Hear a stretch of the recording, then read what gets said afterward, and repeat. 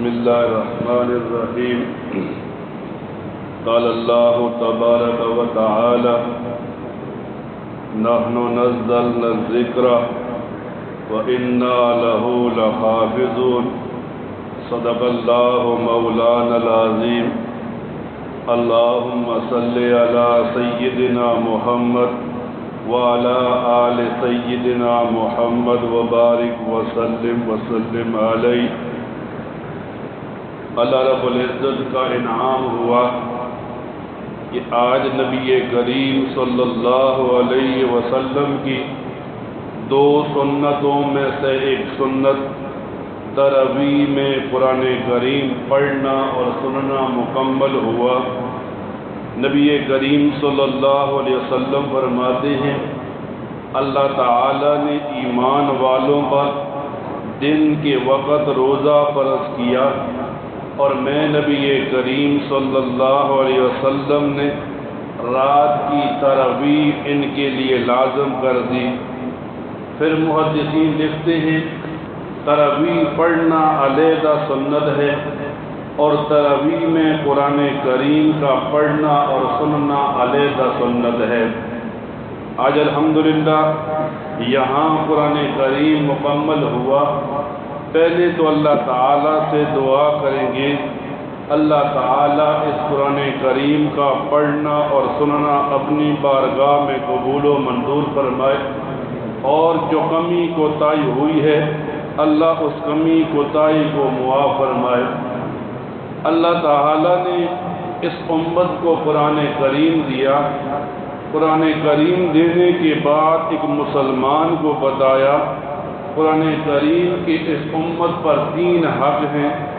پہلا حق قرآن کریم کو پڑھنا ہے، دوسرا حق قرآن کریم کو سمجھنا ہے، تیسرا حق قرآن کریم پر عمل کرنا ہے. آج ہم اپنے آپ کو مسلمان کہتے ہیں. مسلمان کہنے کے لیے ایک آدمی کے ساتھ یہ قرآن کریم کی کتاب لگا دی گئی. ساری امت کی ماں حضرت عائشہ صدیقہ فرماتی ہیں قرآن کریم 2 حالتوں میں ہے، ایک انسانی حالت میں ہے، ایک کتابی حالت میں ہے. کتابی حالت میں تو وہ ہے جسے ہم پڑھتے ہیں اور انسانی حالت میں وہ ہے جسے ہم نبی کریم صلی اللہ علیہ وسلم کہتے ہیں. یہ بھی قرآن کریم ہے. اب ہم جب اپنے آپ کو مسلمان کہتے ہیں اس دور کے اندر اپنے آپ کو مسلمان کہنا یہ آسان ہے لیکن مسلمان بننا یہ بڑا مشکل ہے. آج ہر آدمی یہ چاہتا ہے میں لوگوں کے سامنے مسلمان کہا جاؤں. مثال کے طور پر ایک آدمی نماز پڑھتا ہے، اب وہ ذہن میں یہ بات بٹھا لیتا ہے کہ میں نمازی ہوں، لیکن پھر یوں ہوتا ہے حدیث کی کتابوں میں آتا ہے نبی پاک صلی اللہ علیہ وسلم فرماتے ہیں ایک آدمی لوگوں کے سامنے نماز پڑھتا ہے تو تمام ارکان کو سامنے رکھتا ہے اور اب پہلے نماز پڑھتا ہے تو ارکان کا خیال نہیں رکھتا تو گویا یہ بھی ایک شرک کر رہا ہے. آج ہماری بھی یہی عادت ہوتی ہے. ہم مسجد میں لوگوں کے سامنے نماز پڑھتے ہیں تو اچھی حالت میں پڑھ رہے ہوتے ہیں تاکہ لوگ ہمیں نمازی کہیں، اور جب ہم اکیلے نماز پڑھ رہے ہوتے ہیں تو پھر پتہ نہیں چلتا رکوع کر رہے ہیں، سجدہ کر رہے ہیں، کیا پڑھ رہے ہیں. تو آج علماء لکھتے ہیں اس دور کے اندر مسلمان کہلوانا تو آسان ہے، مسلمان بننا بڑا مشکل ہے. آج ایک آدمی جب چاہتا ہے میں مسلمان بنوں تو اس کے لیے صحابہ کرام کی مثالیں ہیں. 2 صحابہ کرام ایک بازار میں گئے، لوگوں کو دعوت نہیں دی بلکہ صرف وہاں بازار میں دکان ڈالی، دکانداری کرنے لگے اور پھر یوں ہوا کچھ عرصہ گزرا پورا بازار مسلمان ہو گیا. تو ہمارا کردار ایسا ہو لوگوں کے سامنے کہ ہم مسلمان دکھنے کے بجائے مسلمان بننے والے ہو جائیں. جب یہ رمضان کا مہینہ آتا ہے، رمضان کے مہینے میں لوگوں کی توجہ مسجد کی طرف ہوتی ہے۔ ایسا بھی ہوتا ہے 11 مہینے لوگ مسجد کو کم آتے ہیں، صرف جمعے کے لیے آتے ہیں۔ جیسے ہی رمضان ہوا تو ایک بندہ 11 مہینے کے بعد مسجد کو وقت دیتا ہے۔ اب مسجد کے اندر آنے کے بعد اس کے ذہن میں نئے نئے مسائل کھڑے ہوتے ہیں، پھر وہ اپنے ذہن کے مطابق مسائل کو جانچنا چاہتا ہے، مسائل کو لوگوں پر لگانا چاہتا ہے۔ مثال کے طور پر آج قرآن کریم کا ختم ہوا۔ قرآن کریم کے ختم کے موقع پر اصلی چیز جو ہوتی ہے وہ دعا ہوتی ہے، کیونکہ حدیث کی کتابوں میں آتا ہے، نبی پاک صلی اللہ علیہ وسلم فرماتے ہیں جب قرآن کریم ختم ہوتا ہے مسلمان جو بھی دعا کرتے ہیں اللہ دعا کو رد نہیں کرتے۔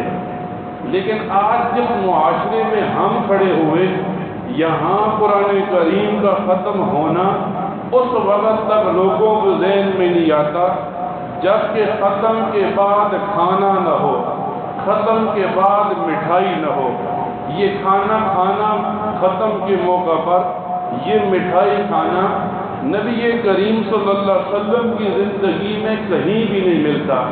یہ ہم نے اپنی مرضی کا دین بنا لیا اور ہم یوں سمجھتے ہیں کہ یہ فرض اور واجب کے درجے میں ہے۔ آج جب یہاں ختم ہوا اس مسجد میں ہم آئے، اب لوگوں کے ذہن میں یہ ہوگا ختم تب ہی مکمل ہوگا جب وہ لوگوں کو کھانے کے لیے کوئی چیز ملے گی۔ 5-6 سال ہو گئے، ایک مسئلہ ہمارے گاؤں میں چل پڑا، جب بھی کسی مسجد میں ختم ہوتا ہے مسجد کے لوگ مسجد میں افطاری کرتے ہیں اور وہ سمجھتے ہیں ہم نے ثواب کا کام کیا۔ میں یہ مسئلہ اس لیے بیان کرتا ہوں، مسجد کے جو امام ہوتے ہیں، مسجد کے جو مولوی ہوتے ہیں، مقتدیوں کے ڈر سے مسئلہ بیان نہیں کرتے، مدرسوں والے اس وجہ سے مسئلہ بیان نہیں کرتے کہیں کہ امیر لوگ ہمارا چندہ نہ بند کر دیں۔ مسئلہ یہ ہے، ایک آدمی مسجد کے اندر آیا، مسجد میں کھانا بھی حلال ہے، مسجد میں کھانا جائز بھی ہے، لیکن کس طرح علماء لکھتے ہیں مسجد کے اندر جب ایک آدمی کھانے کے لیے بیٹھے، شور و غل بھی نہ ہو، مسجد کی کوئی چیز گندی بھی نہ ہو۔ ہمارے پاس کیا رواج ہے، مسجد کے فرش پر ایک بندہ بیٹھ کر کھاتا ہے، پھر اس کے ذہن میں نہیں ہوتا کہ میں مسجد کو گندا کر کے مسجد سے نکل رہا ہوں۔ حالانکہ حدیث کی کتابوں میں آتا ہے نبی کریم صلی اللہ علیہ وسلم نے فرمایا جس آدمی نے مسجد میں ایک بال پھینکا اسے ایک مرا ہوا گرد مسجد میں پھینکنے کا گناہ ملتا ہے۔ صحابہ کرام نے پوچھا اللہ کے رسول گرد کتنا ہوتا ہے؟ نبی علیہ السلام نے فرمایا خچر کے برابر ایک جانور ہوتا ہے۔ آج ہم سوچیں ہم نے مسجد کو عبادت کے لیے کم چھوڑا، مسجد کو یا سونے کا مقام بنایا یا مسجد کو کھانے کا مقام بنایا۔ اب مسجدوں میں افطاری ہوتی ہے، ہم گاؤں میں دیکھیں امام ڈر کی وجہ سے نہیں بولتا کہ امیر لوگ ہیں میرے مقتدی ہیں کہیں مسجد سے نکال نہ دے۔ اب اگر لوگوں کو مسئلہ بتایا جائے جس مسجد میں افطاری ہوتی ہے افطاری کے دن ظہر کے بعد وہ مسجد کم لگتی ہے، حجرہ پر بیٹھک زیادہ لگتی ہے۔ حدیث کی کتابوں میں آتا ہے نبی پاک صلی اللہ علیہ وسلم فرماتے ہیں جو بندہ مسجد میں دنیا کی بات کرتا ہے اس کے اعمال یوں ختم ہوتے ہیں جیسے سوکھی لکڑی کو آگ کھاتی ہے۔ اور ایک جگہ یوں فرمایا جیسے ایک درخت کی ٹہنی کو پکڑا اور پتے گرنے لگے، فرمایا اس طرح نیکیاں گرتی ہیں۔ آج ہمارے ذہن میں یہ ہوتا ہے فلاں مسجد والا کر رہا ہے، فلاں جگہ والا کر رہا ہے، میں نے مسجد میں مسئلہ بیان کیا، میں نے کہا مسجد میں کھانا حلال بھی ہے جائز بھی ہے، لیکن شرائط کے ساتھ ہے۔ ہمارے پاس لوگوں کے پاس علم کم ہوتا ہے، مسجد کا ادب نہیں کرتے۔ میں نے مسجد میں یہ مسئلہ بیان کیا، وہاں ایک عالم کہنے لگے دو باتیں ہیں۔ پہلی بات تو یہ ہے بیت اللہ شریف میں افطاری ہوتی ہے، مسجد نبوی میں افطاری ہوتی ہے۔ تو اب میں انہیں اسے بتایا وہاں لوگ مسجد کی تعمیر کرتے ہیں، ادب کے ساتھ مسجد میں افطاری کرتے ہیں۔ ہمارے پاس کیا ہوتا ہے، بس 10-15 نوجوان اکٹھے ہو گئے، اب ایسی مسجدوں میں گپوں میں لگ گئے، باہر سے آنے والا آدمی سوچتا ہے یہ مسجد ہے یا حجرہ ہے، یہ بندہ فرق بھی نہیں کر سکتا۔ تو آج ایک مسلمان کے ذہن میں یہ وساوس آتے ہیں۔ پھر جب قرآن کریم کا ختم ہوتا ہے، ہماری مسجدوں میں ایک آدمی چندے کا اعلان کرتا ہے، چند لوگ پیسے ڈالتے ہیں، پھر کھانے کی کوئی چیز لائی جاتی ہے۔ فقہ کی جتنی بھی کتابیں ہیں، جتنی بھی دنیا میں فتاوی جات ہیں، جتنے بھی مسالک ہیں، کسی مطلب میں یہ جائز نہیں ہے ختم کے لیے چندہ کیا جائے پھر چندے کے پیسوں سے کھانے کی چیز لائی جائے۔ بعض دفعہ تو یوں ہوتا ہے مسجد کی انتظامیہ مسجد کے پیسوں سے چاول پکاتی ہے، مسجد کے پیسوں سے مٹھائی لاتی ہے۔ اب مسجد سے پیسوں سے جس نے کوئی چیز لائی وہ آدمی گنہگار ہوتا ہے۔ اس وجہ سے مسجد کی کسی چیز کا کوئی مالک نہیں ہوتا۔ جہاں با جماعت نماز پڑھ لی جاتی ہے، اب یہ کسی کی ملکیت نہیں رہتی، یہ اللہ کا گھر ہوتا ہے اور اس مسلمان کے لیے ہوتا ہے جو اسے آباد کرے۔ آج کل ہم جس معاشرے میں چل رہے ہیں، ایک مسجد میں چند غریب مقتدی ہوں گے، چند امیر مقتدی ہوں گے، چند طاقت والے ہوں گے، غریب آدمی آئے گا آرام سے نماز پڑھ کے چلا جائے گا۔ تھوڑا سا امیر ہوگا، اب اور اسے کوئی کہیں نہیں جانتا، مسجد میں وہ اپنی جان دکھائے گا، اپنا پیسہ شو کرے گا، اپنی طاقت شو کرے گا۔ اب اللہ کے گھر میں تو بندہ آئے تو بندہ سوچے کہ جس کے گھر میں آیا ہوں اس ہی رب سے میں مانگتا ہوں، اس ہی کے سامنے میں سجدہ کرتا ہوں، لیکن ہماری طاقت، ہمارا نشہ، ہمارے پیسے کا وبال جو ہوتا ہے وہ مسجد میں آتا ہے۔ اور پھر کیا ہوتا ہے، ایک مسجد میں نے بیان کیا، مسجد والوں نے افطاری کی، بہت زیادہ چاول تقریباً 6 جگہ پکائیں۔ میں نے بیان میں پوچھا آپ کا کم از کم کتنا خرچہ ہوا؟ مسجد والے کہنے لگے تقریباً 80,000 کے قریب ہمارا خرچہ ہوا۔ میں نے کہا پہلا مسئلہ تو یہ آپ نے جو یہ خرچہ کیا ہے، پہلا مسجد کا آپ نے تقدس پامال کیا، آپ کی ساری مسجد گندی ہوئی ہے۔ اب بیان کے لیے میں آیا، ٹرین میں کوئی جگہ نہیں ہے، لوگ کہاں بیٹھے، سارے لوگ کمرے میں بیٹھ گئے۔ میں نے کہا اگر انہی پیسوں کو آپ ان پیسوں سے کسی غریب کو راشن خرید کر دے دیتے، خصوصاً آپ کی مسجد کا جو امام ہے، میں نے کہا وہ غریب ہے، آپ یہ پیسے اسے دیتے، اس کے 2-4 مہینے اچھے گزر جاتے۔ آج کل کیا ہوتا ہے، لوگ دیکھتے ہیں امام کے سفید کپڑے ہیں، پھر وہ آپس میں باتیں کرتے ہیں، امام صاحب صاف کپڑے پہن کے آ گیا، اس کے پاس بڑا مال ہوگا، اب دینے کی باری آتی ہے تو کیا دیتے ہیں؟ لیکن اعتراض ہر آدمی کرتا ہے۔ اعتراض کرنے کے لیے یہاں تک کہ ایک امام مسجد میں آتا ہے، جو آدمی 5 نمازیں پڑھاتا ہے اور اپنا وقت مسجد کو دیتا ہے، پھر ایک شرط پسند کھڑا ہو کر لوگوں کی ذہنوں کو خراب کرتا ہے۔ امام صاحب آتا ہے، بڑا امیر ہے، صاف کپڑے پہن کے آ گیا، اسے کیا پتا ہے؟ حالانکہ جب بندہ مصلی پر کھڑا ہوتا ہے کچھ مسائل لے کر کھڑا ہوتا ہے، تو ہم یہی کوشش کریں ہم شریعت کے اصولوں کے مطابق مسجد میں آئیں، مسجد میں یوں رہیں جیسے یہ اللہ کا گھر ہے۔ یہ نہیں ہمارے پاس یہ ہوتا ہے جو آدمی مسجد کی تھوڑی سی خدمت کر لیتا ہے وہ سمجھتا ہے بس یہ مسجد تو میری ہے، اب میں اس مسجد میں لالا ہوں، میری ہی بات چلے گی، میں جو کہوں گا ویسے ہی ہوگا۔ اب اس نے اپنی ساری نیکیاں ضائع کر دی، کیونکہ ہم مسجد کو جب خدمت کے لیے آتے ہیں، خدمت ہم اللہ کو راضی کرنے کے لیے کرتے ہیں، نہ کہ لوگوں کو دکھانے کے لیے۔ ہم مسجد کی صفائی کرتے ہیں، مسجد میں کوئی کام کرتے ہیں، ہمارا مقصود ہوتا ہے ہمارا اللہ راضی ہو، یہ نہیں کہ ہمارا نام نکلے فلاں مسجد کے اندر فلاں بڑا آدمی بن گیا۔ اس قسم کے فتنوں سے ہم اپنے آپ کو بچائیں۔ اور جب اس قسم کا واقعہ آئے، اب لوگوں کے ذہن میں یہ ہے ختم پر اگر مٹھائی نہ ہو، الحمدللہ 11 سال ہو گئے میرے اس مسجد کے اندر، سب سے پہلے ہم نے اس مسجد میں ختم کیا، ختم پر کوئی چیز نہیں لائی، تو یہ مسجد سارے لوگوں کے لیے بنیاد بنی۔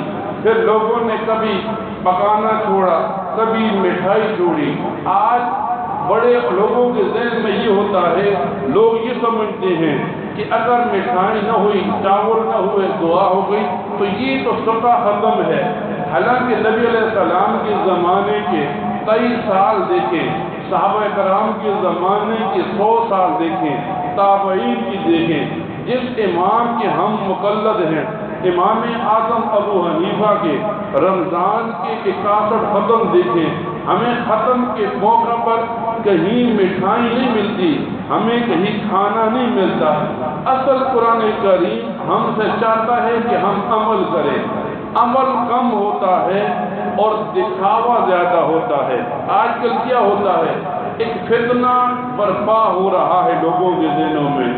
لوگ دیکھتے ہیں ایک گاؤں کا عالم ہے، ایک باہر کا عالم ہے، اب لوگوں کے ذہن میں یہ ہوتا ہے باہر کا جو عالم ہے یہ نیک ہے، گاؤں کا جو عالم ہے یہ نیک نہیں ہے، کیونکہ گاؤں کا عالم ان کے سامنے پیدا ہوا، اس کا کردار ان کے سامنے ہے، اس کے افعال ان کے سامنے ہے۔ جب 2-3 لوگ بیٹھتے ہیں کہتے ہیں فلاں عالم بڑا نیک ہے، کیوں؟ اس کا کردار پتہ نہیں تھا، وہ عالم بننے کے بعد ان کے سامنے آیا۔ اب وہ اپنے علاقے میں کیسا ہوگا کسی کو کوئی نہیں پتا۔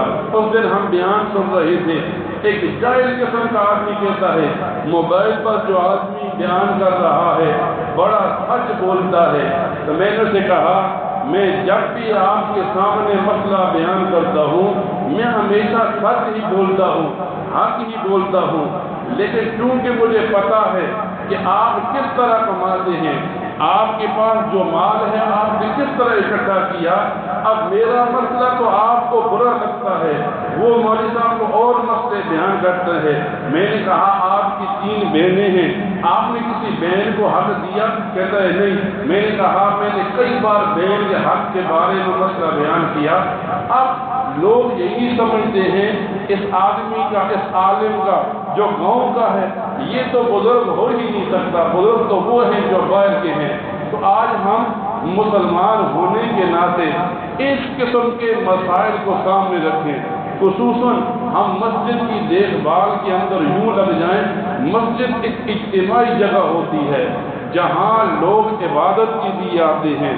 اب جب لوگ عبادت کے لیے آتے ہیں، جو جتنی مسجد کی دیکھ بھال کرتا ہے لوگوں کی عبادت میں اس کو بھی اتنا ہی ثواب ملتا ہے، لیکن ہم یہ سوچ کر بعض لوگ آتے ہیں مسجد میں آ کر سو جاتے ہیں۔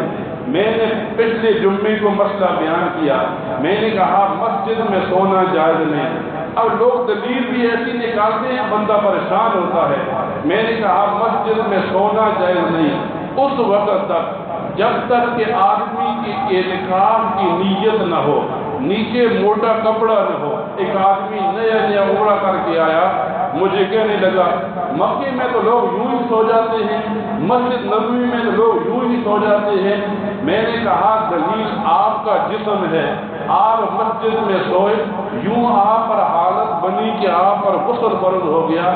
آپ مجھے بتائیں اب مسجد کو کیسے پاک کریں گے، آپ کو کیسے پاک کریں گے؟